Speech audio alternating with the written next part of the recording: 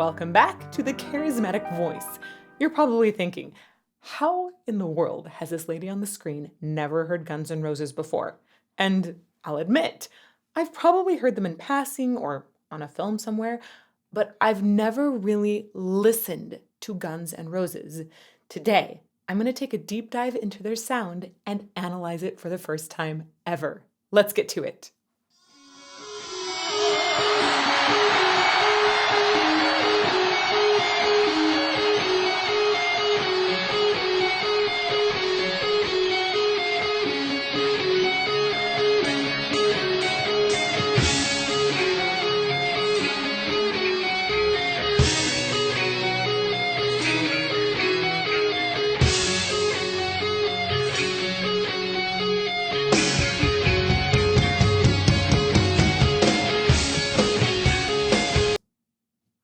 I've heard this riff before. That was very recognizable. I gotta say, okay, it's been in a video or something like that somewhere. I feel like there's inspiration in this guitar riff. Let's go back. Also, I'm grabbing this from a full extended live concert. This is actually a patron's choice, so they're the ones that finally got me to listen to Guns N' Roses. And the live version that they'd suggested at first had a lot of fuzz in it, so some patrons came back and brought this one as having some better audio quality. So that's why we're in the middle of this massive, massive full concert in Paris. I'll go further.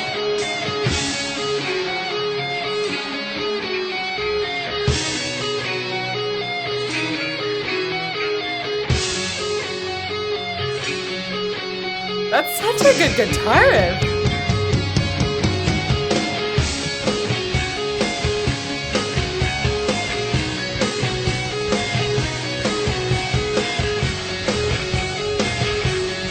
Is he wearing a kilt?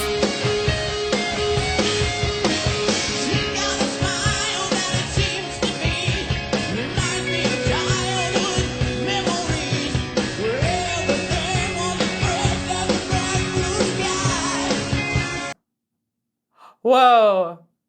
I did not expect that voice with that guitar. I don't think I've ever really noticed anything other than that guitar riff about this song ever before, because that felt familiar, but this voice feels totally, totally unfamiliar. So Axl Rose, which I'm guessing is like where the name Guns N' Roses comes from partly, but also I just think it's really interesting that his name is AXL. I've heard him referred to verbally before, and for some reason I always thought it was AXEL, and then I read and just reading about the band a little bit before doing this that it's AXL. Weird, the things that you find out. Anyhow, his voice is like honestly kind of abrasive, and that guitar riff was like uplifting and inspirational, and maybe even like a tiny bit of dreamy mellow in there, and this is so contrasting. So I'm gonna go back a little bit. What happened?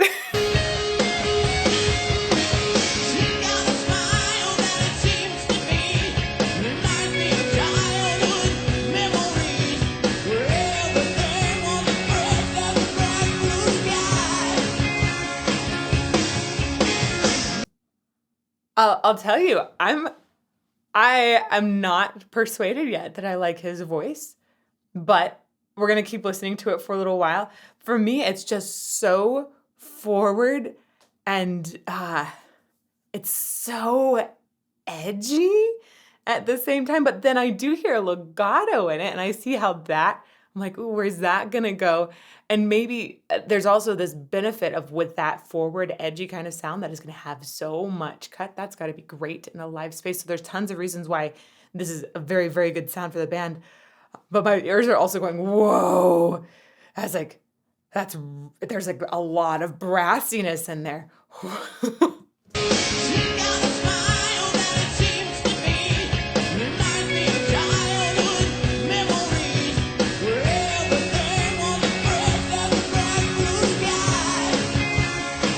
I like that cut off.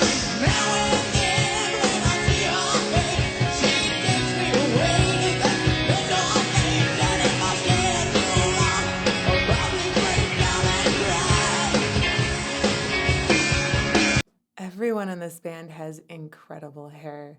Like, wow, wow. Also, Axel Axl Rose has amazing style. Kilt, studded belt, fishnet shirt that's tied and been like, whoa! I love his style. Look at that. Ah!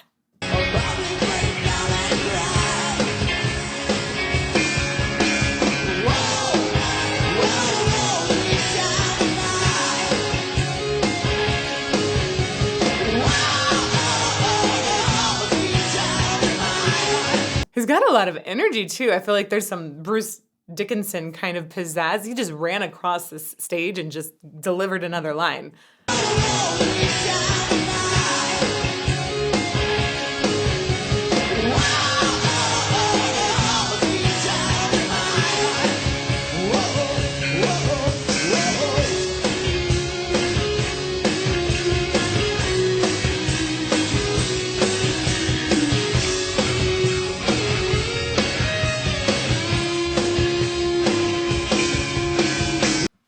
The overall vibe of this that I'm getting is like I guess one, to me, it already feels legendary. I think that might be because that guitar riff was familiar to me and it feels epic somehow. It just feels like I'm about to go on an epic journey.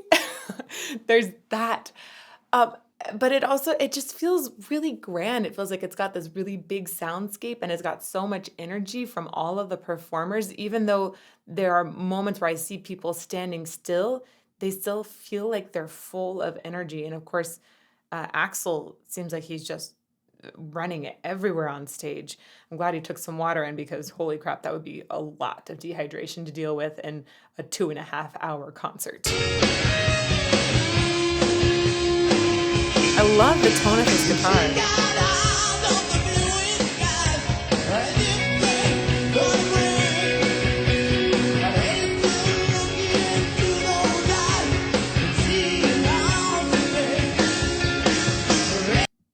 Okay, this is gonna sound weird, but Axl Rose's voice to me right now is this, it's just a conundrum. I don't get it yet, but there's things about it that I'm noticing that I think are extremely appealing. And then there's things that I'm noticing that I'm like, oh, I don't know if I like that still. And it's warming up. And this is because having this incredible, like almost a grating sound, it's very high, it's very forward in that ultimate masky kind of placement. I don't hear much dome in it at all. And classical singers are like, give me all the dome, right? Sometimes I still like really forward placed voices, but I think because his has got so much grate on it, it's even got sort of like a higher, if I was to look at it inside of RX, I think I would find that there was a lot of higher energy and sound waves that are bouncing around everywhere. But all of that said, I wouldn't expect a voice like that to have so much freedom. He's got lots of ability to just sort of move around. It doesn't sound like he's constrained in any way. It sounds like he's found a sound that is very unique to him and is able to just flow. And he's able to keep it flowing despite moving around on the stage a ton, which means he's got really nice low breath support. So I'm a little flabbergasted right now. Back a little bit more.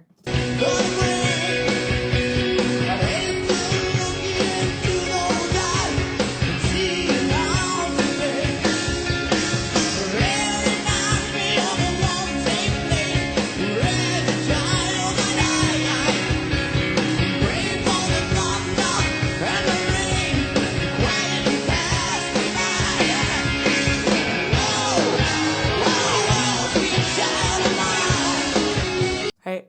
It's like the most cutting voice I think I've ever heard in a live performance setting. I'm really curious now what this sounds like on a studio album. Like, how do they produce his voice? Do they actually add more mellowness to it? This is a live setting, so there are going to be effects from the arena that will pull out certain different frequencies as well. I'm so curious to hear him in different settings too now and how that all molds together in an album. Wow. Flabbergasted.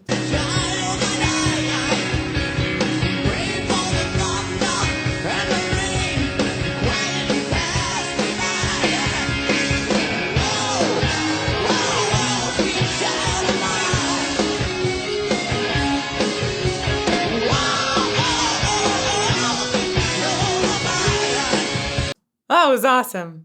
It really does seem like he's just got a ton of ease despite having a sound that doesn't sound to me easy.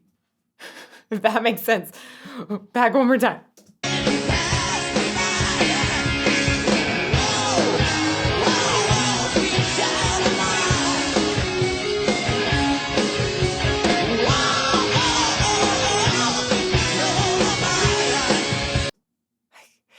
So when you run a bunch, you're going to have a lot more heavy breathing. If you're really active, your cardio is up, right? You're trying to get more oxygen to everything, your breath increases. It's a lot heavier.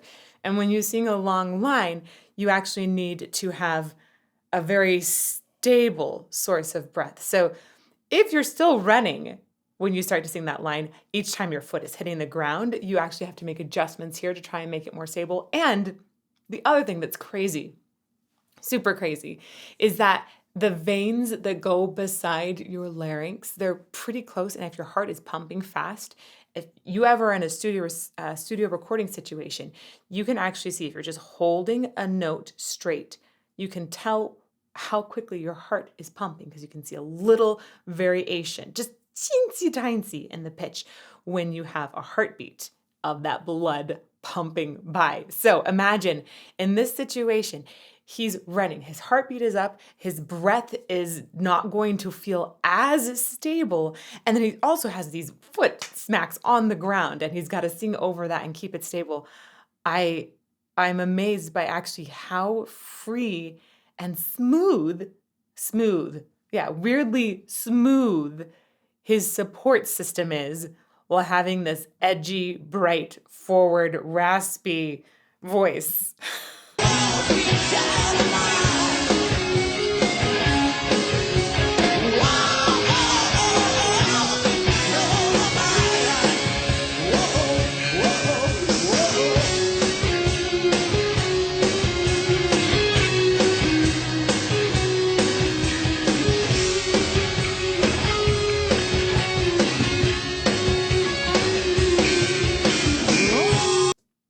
So I know that this is Slash, and I've heard so many things about Slash. People talk about Slash with so much admiration. I did an interview with Miles Kennedy, who also just raved about how awesome Slash is. And this is my first time actually seeing him play in a live setting. I've seen pictures of him. His hair is really, really, really cool. I dig the top hat, but mostly I'm really surprised by how he has so much stillness. It's like he's just focusing on the sound from the guitar, but I feel like he's emoting so much energy by standing still. The wide sense, there's so much character coming from him right now, which is kind of crazy to me. Also, wow, this guitar riff is awesome. I love the way that it keeps peeking through the song in different moments. It's just like, I love it.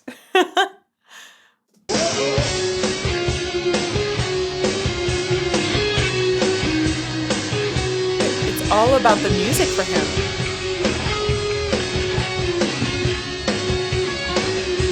I wonder if he's ever talked about why he likes to have so much hair in front of his face. I wonder if that helps him sort of block other things out and just focus on his guitar. I don't know. But I'm really curious if you all have insight into Slash's hair and top hat choice and why he went that direction. I'd be really excited to know. It might just be a style choice. It looks really cool.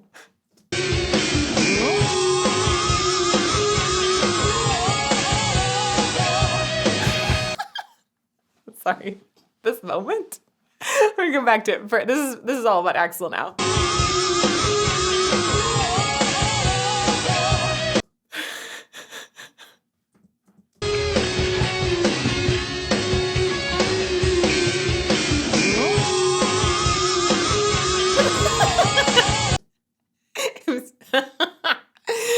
Oh, my brain is popping. Like, what? So he's singing "Whoa." And so this is an O vowel, and O is actually a diphthong. O. It's a combination of an open and a closed oo, right? O. diphthong, meaning that it's two vowel sounds put into one.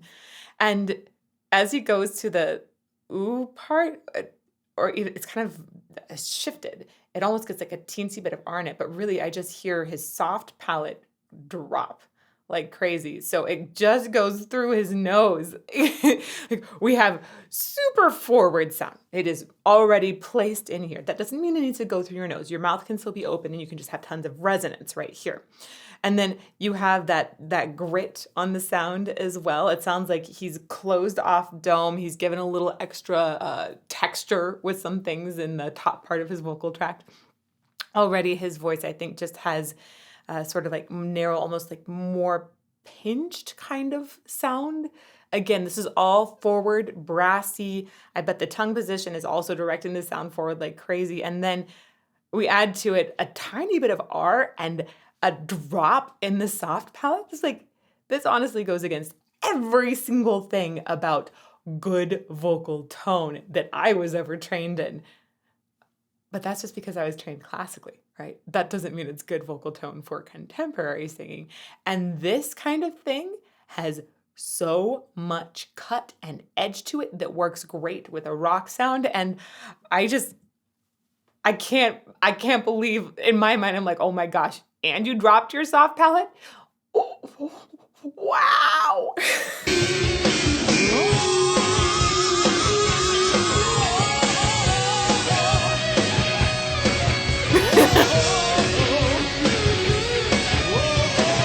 And he's so nonchalant. He's so nonchalant about it. And then he just is like, hey, here's another really high note. I've got so much extra support. I can really tell you don't see his shoulders doing tons of things to help support him with that air. It seems like he's definitely grounded in his voice. So easy.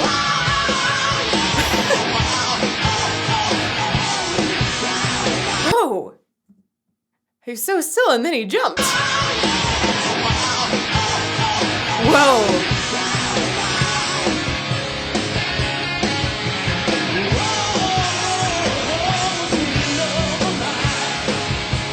I like, so he's, Axl's being very specific with some of those pitches there. I love the movement between them. They're not chunky. They're actually fairly smooth. Sorry. And then I'm still taken back by how I feel like Slash just really surprised me with that jump. One more time. We'll go back. These are good shoes.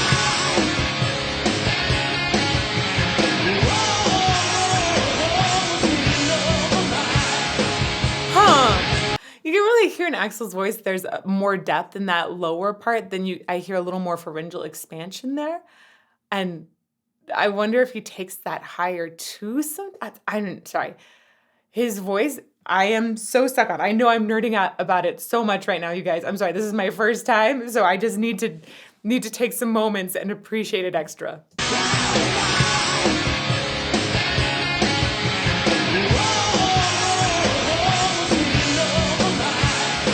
Yeah, that's got some more open throatiness to it.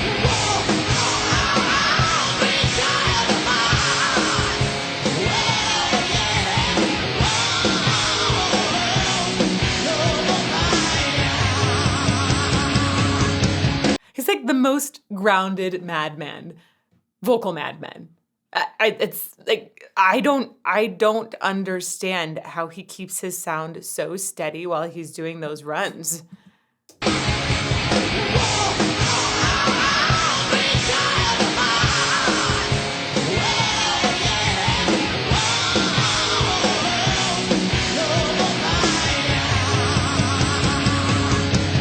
It's a cool vibrato.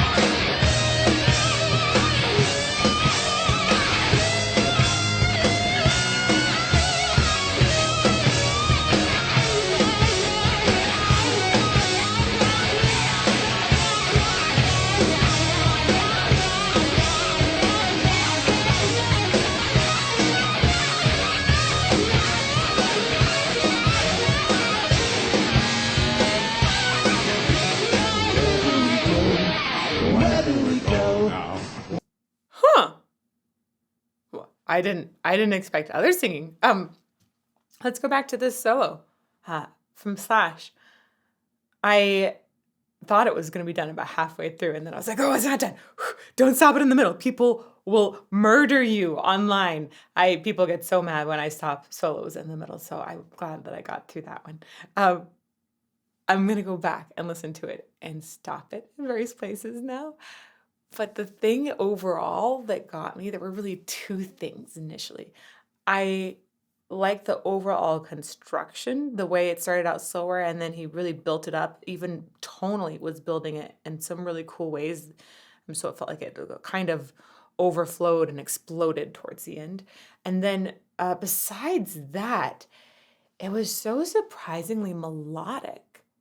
There were so many moments that I wanted to hum or sing, and at the end it was like it kind of went into the rock area where I don't feel like I would sing along with it sometimes in metal or rock guitar solos, which I'm just learning to love for like the first time ever. Really, in the last couple of years I've fallen in love with rock and metal guitar, but a lot of times I'm not inspired to sing along with them. Maybe I would want to play the piano along with them, but they're going by really fast and it feels just really instrumental by nature. And this, especially in the beginning, felt so sung.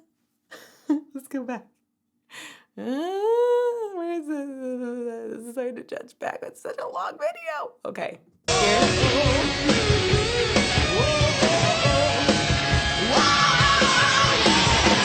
Oh, he's gonna jam down. This was really far back. Sorry.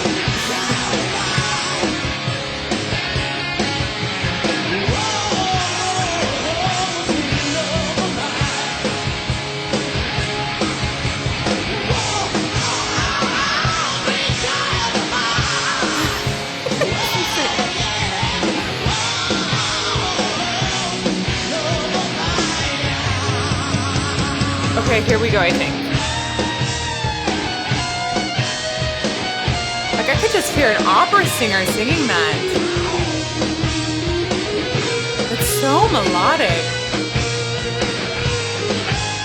So one of my favorite things so far in it is the way he started it off on such a high note, immediately demanded attention. But his stillness also demands attention. And then it's just so singable. I'm really surprised.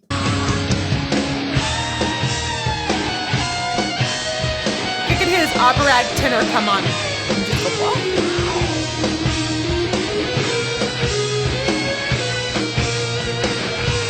I like the tone.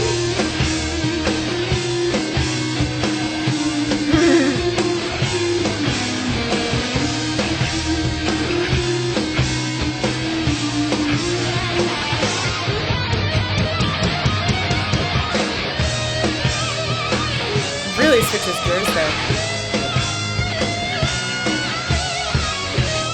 So this is what I was talking about as far as the construction of it goes. It feels like it's really got development and evolution as we're going through, and it seems really well crafted, as well as when we're raising that melody, how that melody sort of, it's very intentionally going to certain pitches that make it very interesting.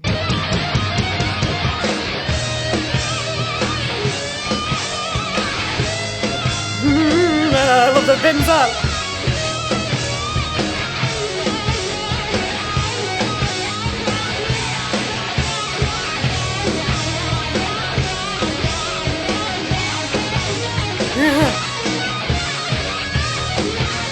Yeah, and somewhere back a little bit in there was where I would have given up just singing it.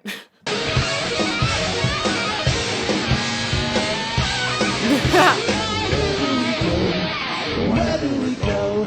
Where do we go? Where do we go? Where do we go? Oh, where do we go now? Where do we go? Sweet jam. Where do we go now? Okay, you guys are, wow, he's so active, so free.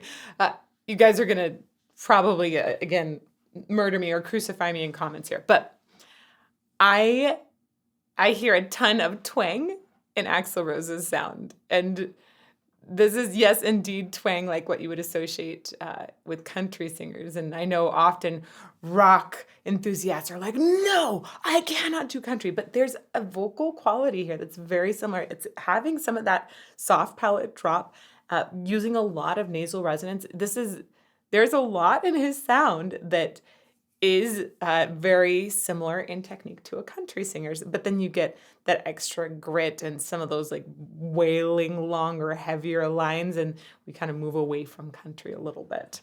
But there's definitely some twang. Why don't we go now? Why don't we go? This is bluesy. I like that whisper. That super twangy.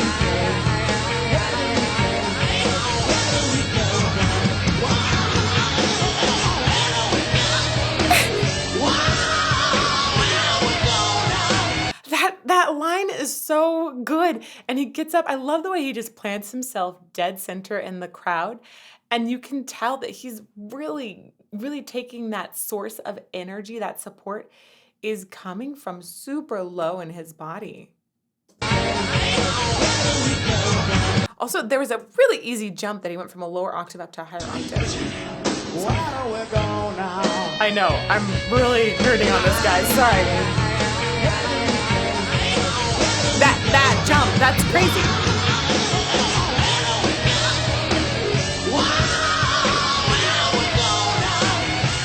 I do really love the openness of his mouth there.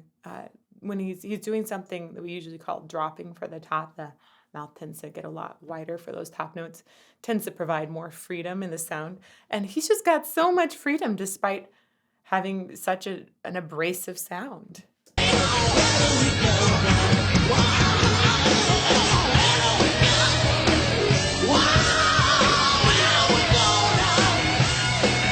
It's a big sound for a guy.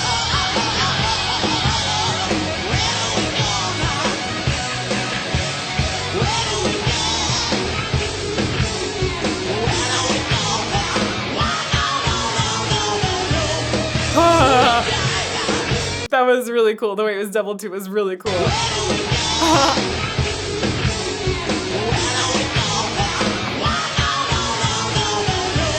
Nice pitch.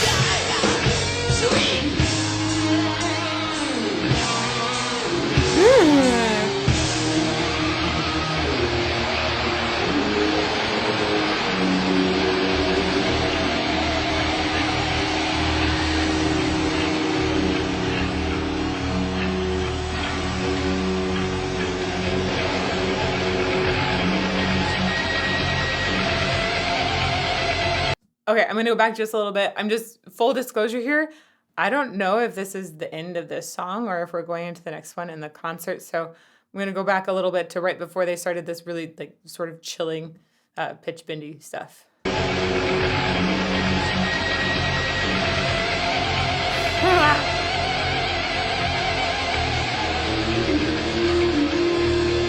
What is he doing?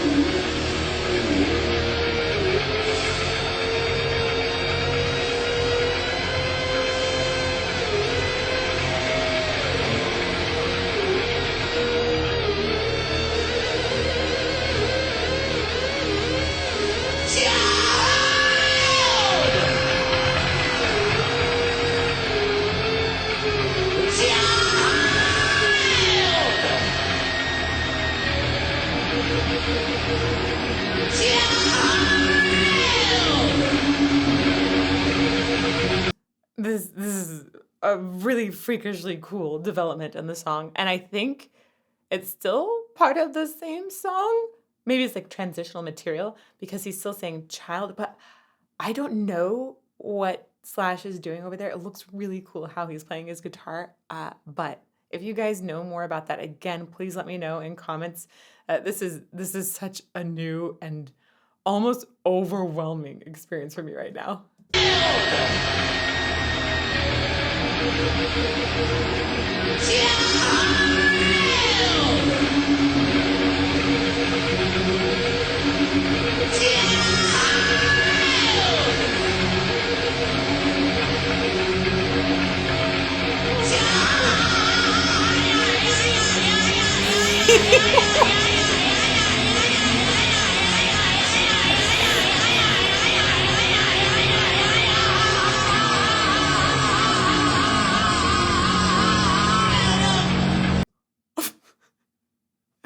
That has got to be the best example of an extended diphthong that I've ever heard. You guys heard me talk about this earlier with the O.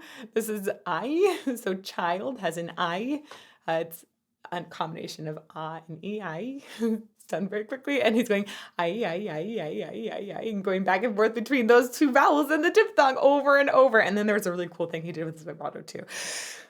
I like this moment.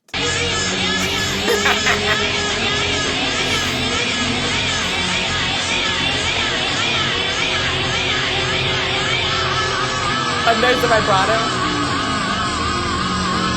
So essentially he's going back and forth between those two vowels in the diphthong at the same rate that he then started introducing variations with his vibrato in.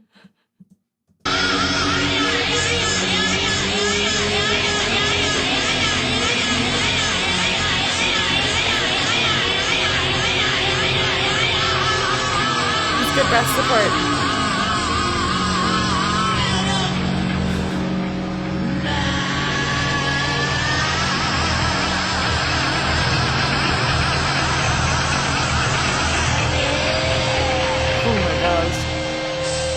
Is that the end?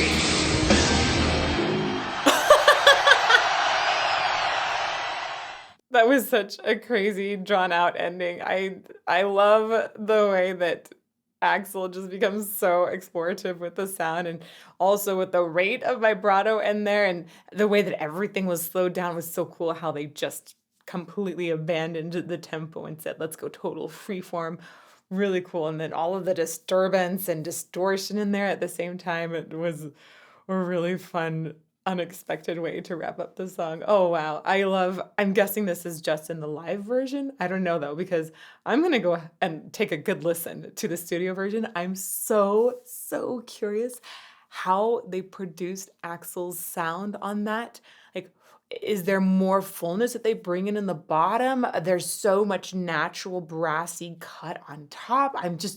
I'm really curious. So I'm also make up a playlist for you in the meantime while I'm listening to that studio version. I want you to go and check out other voices that I have not particularly loved at the very first moment in this playlist over here, and may you fall more in love with music every day.